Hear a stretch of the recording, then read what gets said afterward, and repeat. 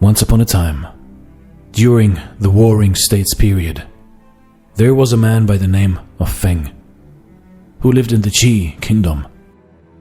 He was poor and had no viable prospects, so he went to the palace of the wealthy duke, Lord Meng.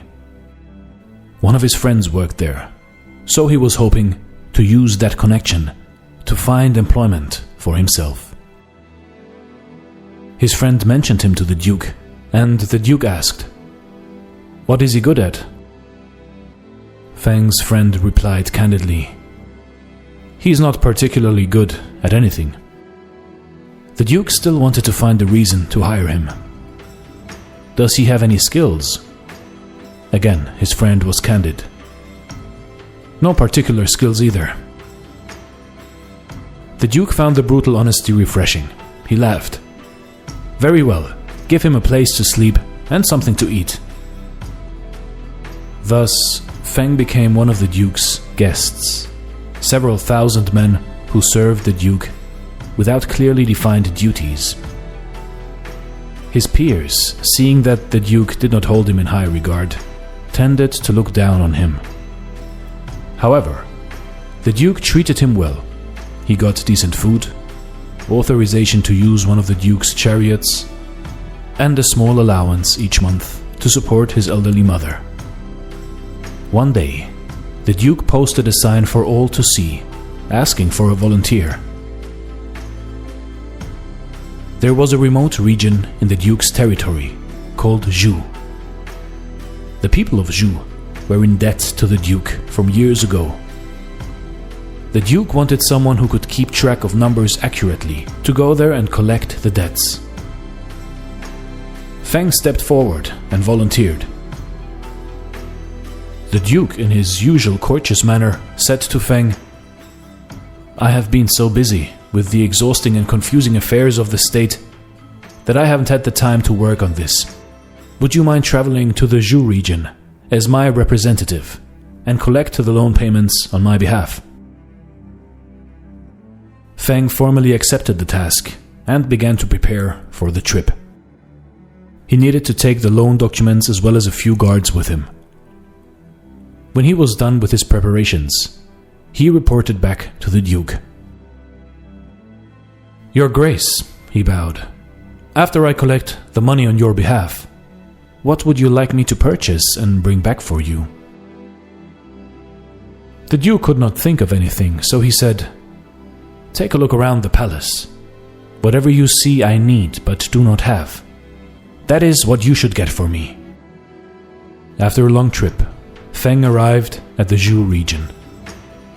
He had the guards round up the villagers to go over the loan documents one by one.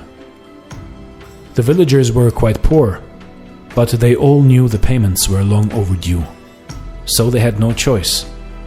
Feng could tell it was difficult for them. He looked at them and saw anxious and worried expressions. Most of them had very little, and some had nothing at all. Feng collected what he could and checked against the ledger. Then he stood up and announced, "By order of the Duke, I am authorized to return the loan payments back to you, effective immediately." The villagers were stunned as Feng gave them back the money that was paid only a moment ago. None of them had ever seen or heard of anything like this. Then they were even more surprised. Feng gathered up all the loan documents and set them on fire. This was better than the Duke granting them an extension to pay back the loan. The burning pile meant the Duke was actually writing off the loans, thus clearing the debts. They cheered loudly. As the fire burned, they chanted, "Long live the Duke! Long live the Duke!" So Feng returned to the palace and reported to the Duke. The Duke was a bit surprised and asked him, "Why are you back so soon? Were you able to collect on all the loans?" "Your Grace, I was able to collect some of the money owed to you." "Good. What did you purchase for me?" Feng said, "Your Grace, You asked me to look around and buy whatever you needed, and I did. I saw your palace full of precious treasures, your stables full of strong horses, and your harem full of beautiful concubines. The only thing you really needed was Yi, so I purchased that for you." "What do you mean by purchasing Yi?" The Duke knew Yi meant righteousness, but he could not see how such an intangible concept could be bought like some sort of goods. Feng explained, "Your Grace, you are the lord of the small Zhu region. Instead of treating the people there as a father would his children, you wanted to extract money from them. I saw how they struggled with extreme poverty, so I falsely claimed that I acted under your orders to return the money to them, and also burn up the loan documents. In response, they cheered and chanted your name. That is how I purchased Yi for you." The Duke was not happy to hear this. Although he was very wealthy and did not really need the money, he was expecting to get something, but now he had nothing. Greatly annoyed, he waved Feng away.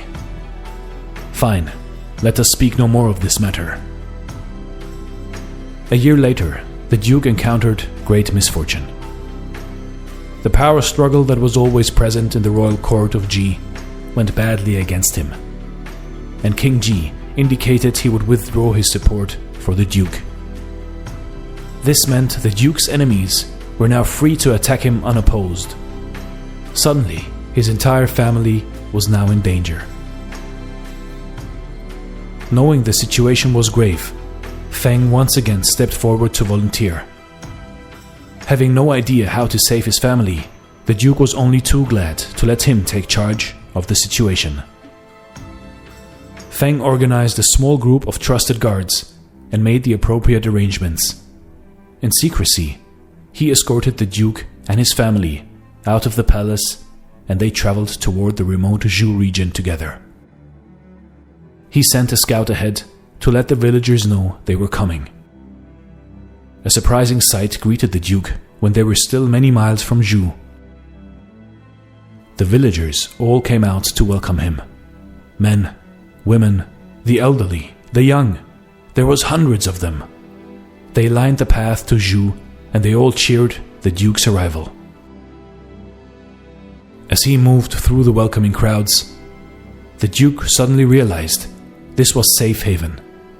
The villagers had already set up a secure place where he and his family could stay.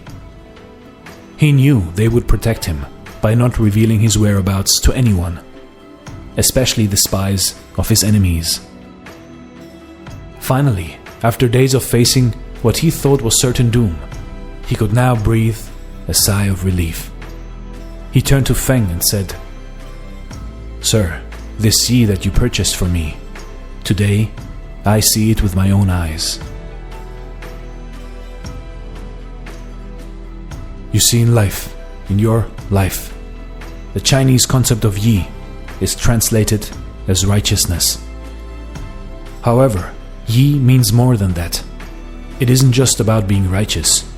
It is also about doing the right thing in the right way and for the right reasons. The virtue of Yi requires no special knowledge, talent, or skill.